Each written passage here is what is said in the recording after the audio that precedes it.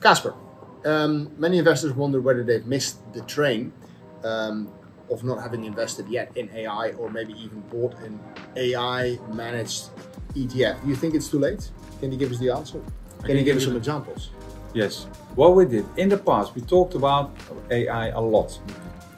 And a lot of funds, ETFs, we talked about where you can invest in, and what does those funds, ETFs do? They invest in companies like Microsoft, like Nvidia, that are related to the AI business. Today, we looked at two funds, two ETFs, that are actively managed ETFs, so they trade a lot, but all based on AI analyses. And I will tell you at the end if that's an interesting investment for you to look at or not. But first, you made the bridge yourself about the train. Yes, the Spanish newspapers are full, and also I think the international news, which is quite a big news, about the Spanish company Tango. Tango is, if you take the train to Madrid, you're in a AVE, in a Renfe train, and most of the times they're made by Tango. Tango is a Spanish company, nice company, do pretty well. On the stock market, you can buy them nowadays for around 390. But what happened is in March this year, there was an offer made by a company, it's a Hungarian consortium, and it was Ganz Mavak, and they also, for instance, own Skoda. And this offer was based on €5 per share, 620 million of valuation. And this week, the Spanish government shook the market up, to say it like that, because they blocked the transfer. There's a law installed in 2023 that says that they can basically prevent takeovers of Spanish companies if they are of a certain size. And in this case, it's quite a big takeover. And why are they doing that? It's because there's maybe a certain sector, maybe sector size also. I think because I mean, if somebody would buy the bakery on the corner, then we're going to block it. If it's a Russian, I think maybe yes, you don't know. But so in this case, they said it because they're afraid for the national security and public order. And why is that? Because of the relationship of the Hungarian government with Putin. Yeah, but it's still strange because Hungary is a European country. Yeah, that's what I'm saying. It's not a Chinese company. It's not not something outside of Europe. It's one of our neighbors. Yeah. It's strange because you're part of the European Union, and they literally said it will have a really impact on the relationship between Spain and Hungary, and they're really worried about it as well because the Spanish car producers like Seat, and they have big factories down here, and we are relying on a lot of components that have to come from Hungary. So if they said, okay, you don't let us do this, well then we don't let any parts come through. So unfortunately there will be solutions for that, but it will give definitely some tension. And also the spokespersons of Ganz Mavak, they said, we are going to take this further, we're going to take this into the European, what do you call that, sorry for that, in the European court, because they said that it's illegal. Like you say, we are part of European Union, why don't you let this go through? Also, other Spanish investment, for instance, there's the Spanish Association for Minority Shareholders of listed companies. They said it would challenge Spain's regulation because they said, okay, well, it's unfundamented, what you're saying here. So, on the other hand, the government, Oscar Puente, Minister of Transport, he said, I'm not going to let this through. Whatever happens, we're going to keep blocking this.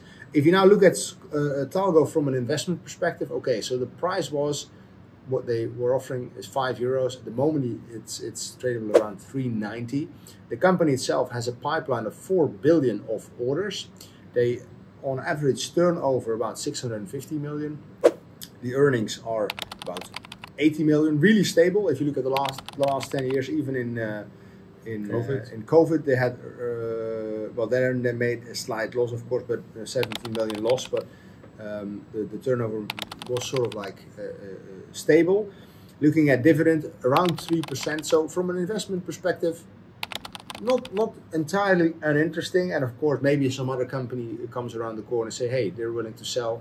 We offer €5, maybe in a German company or maybe a French company. So interesting to follow this.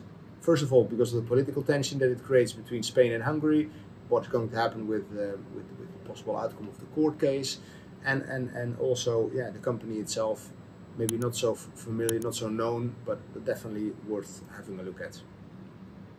Definitely.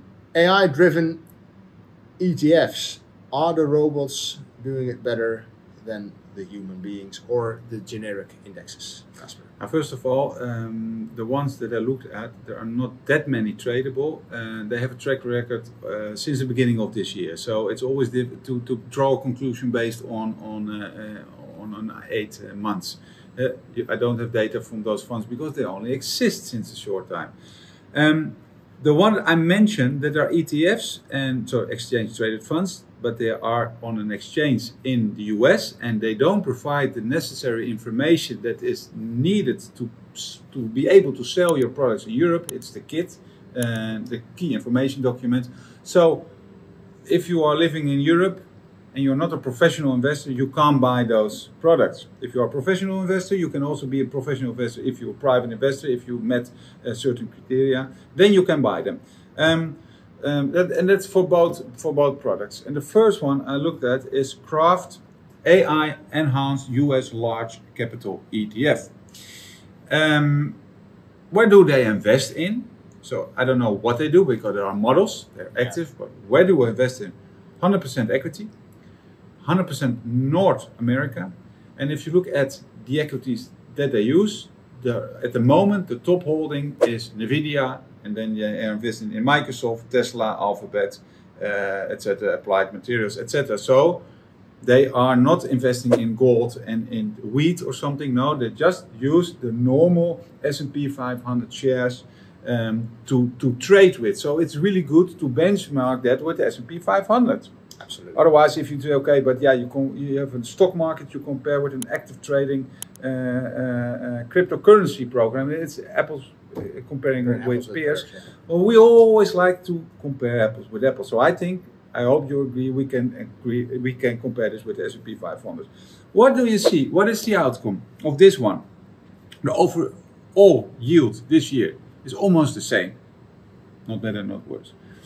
The drawdown in August, in the beginning of August, was, I think we put the chart in the screen, the drawdown was percentage-wise bigger than the S&P 500. And the recovery was less good. So they made it in the beginning of the period that they did it better than the S&P 500. So I think that if you, what we're always looking for, you know, a lot of people that believe in that markets always go up and they just buy an S&P 500 and they accept the losses in between. But also a lot of investors, I think more of them, they are always afraid, and it's good, for the losses. So they are looking for products, investments. That fang touch. That pick those up, that filter those out. Yeah, especially that the losses are less. Or, okay, if you have a model that losses the same but recovers very fast, then it's also fine. But so this one is not better than the S&P 500. I think less good because the drawdown is bigger. I looked at another one, Amplify AI powered equity ETF, similar, and it's even worse. The overall performance is less good than S&P 500. The drawdown is also bigger than S&P 500, and the recovery is also not good. Yeah. So I want to draw the conclusion for the moment that those funds, maybe for the long term, and they will say, okay, but you have to have an horizon for 3 or 5 years. Okay, I agree with that, because you should look at ETFs for the long run. But if you're considering yourself now, hey, maybe should I shift to ETFs that are driven by AI, because a lot of people are interested in it. We get a lot of questions. The answer is no. That is not proven yet. No, it's too short. It might be too short, and also because of the momentum. Yeah, but maybe the proof comes in the future. We are open, but for now the proof isn't there. No. So be careful for the moment. Exactly. Always. Always be careful. Thank you for watching. It was your time. And see you next week.